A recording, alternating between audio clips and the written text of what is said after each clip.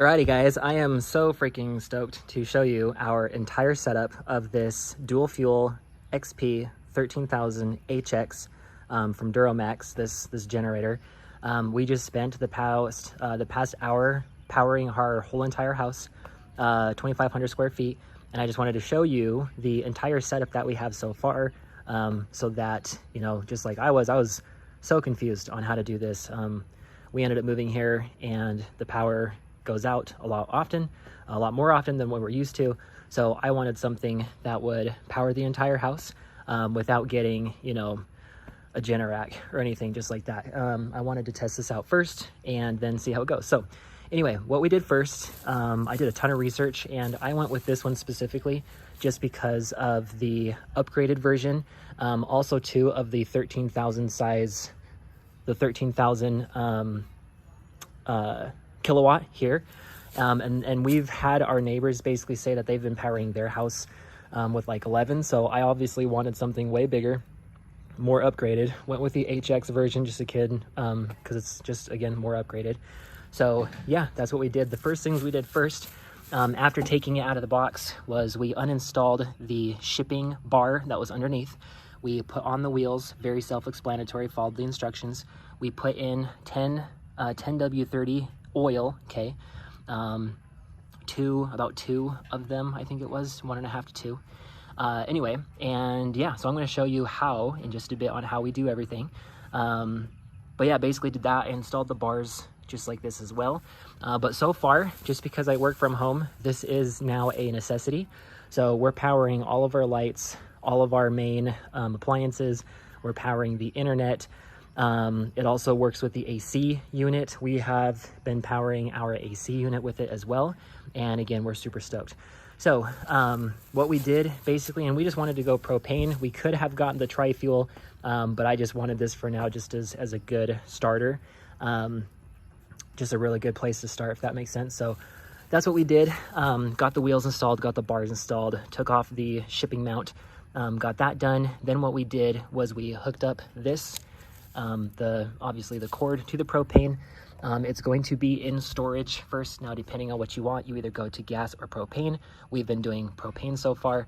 And yeah, so this is now this part. We've just got a small, whatever that is, 15-pound, yeah, right down there, 15-pound tank. The bigger the tank, the better. Your system will just run a lot better because of the pressure on the bigger tanks. So 40-pound, 80-pound, 100 pounds, etc.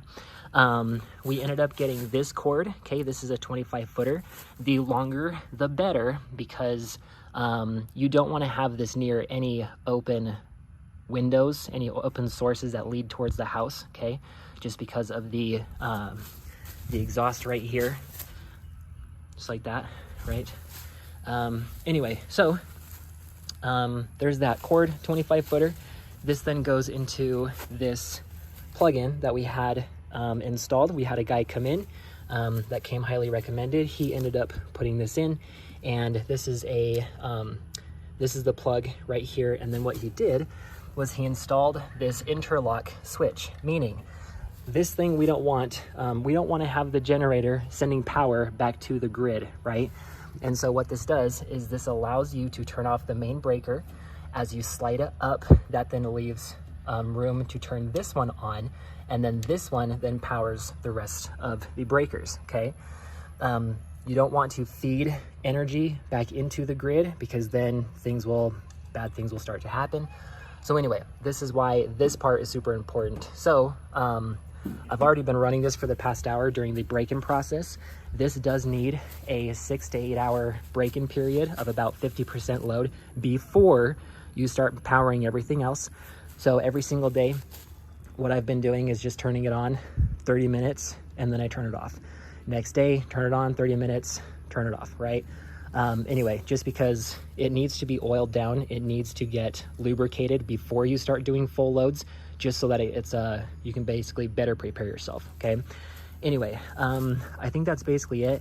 I also went ahead, after doing a lot of research, I upgraded the spark plug to the one that is talked about inside of the owner's manual. just as a heads up, so that it can just run a lot easier, run a lot smoother. I ended up getting that done as well. Not too big, literally just went to, you know, O'Reilly's, purchased it, popped it up, just right here. Right there, just got it installed, very easy. So yeah, so anyway, I've got this started. We're gonna start up everything in the house, but I wanted to show you before we had everything in.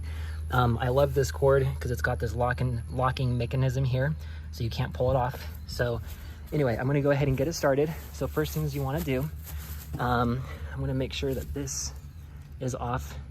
Obviously turn this on all the way. Okay, that is now turned on. We wanna turn it from storage to propane. Sometimes you'll wanna let it sit for about 2, 3, maybe 5 minutes so that the pressure can start to go through. We're gonna turn on the switch, okay, just like that. You do have the push button start, and you do have the pull crank, whatever that's called. Anyway, so I think we're all good to go. I just wanna double check to make sure it's fine. That's good, that's good, that's off, that's on. What we also wanna do too is turn off, we wanna turn off, let's see, all the main loads. I mean, the instructions are here, so if you want to pause it, go ahead and do that. Again, talk with your person. I'm just going through and turning off all of the main ones, okay? Just like that. I'll go ahead and just turn it all off, just like that, and then off, okay? So we're gonna start it, and then that's good. This is on. Let's go ahead and turn that off. So plug in power cord into generator to inlet box. I'm just reading this. Start generator to warm up, okay? So we've got all these off, all of those off. Okay, that's good. So now we're gonna get this started. So we'll want to, when we're ready, we wanna have this off. This is now on, this is off. This is good. That is on propane. That is now on. And I'll go ahead and push it. I'm gonna turn it off here, or I'm gonna turn it on, and then I'll show you what I'm gonna do here. And then we'll go ahead and basically turn it off again, just so I can explain what I did.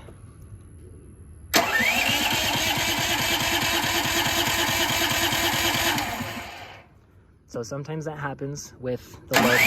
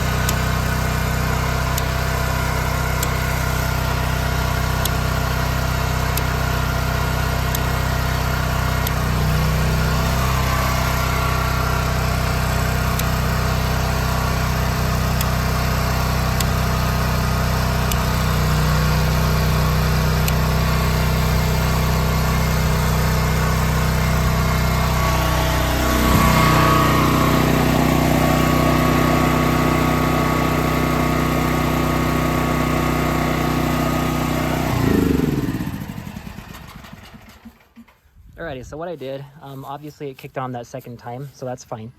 Sometimes that's gonna happen, so you can either continue with it starting just like this one did, or what you can do is pull the crank start. Either one works fine. That is why you want to have a bigger tank, as well as having the upgraded spark plug just in case.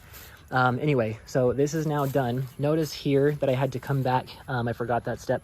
You had to switch this on because obviously that's the breaker for this.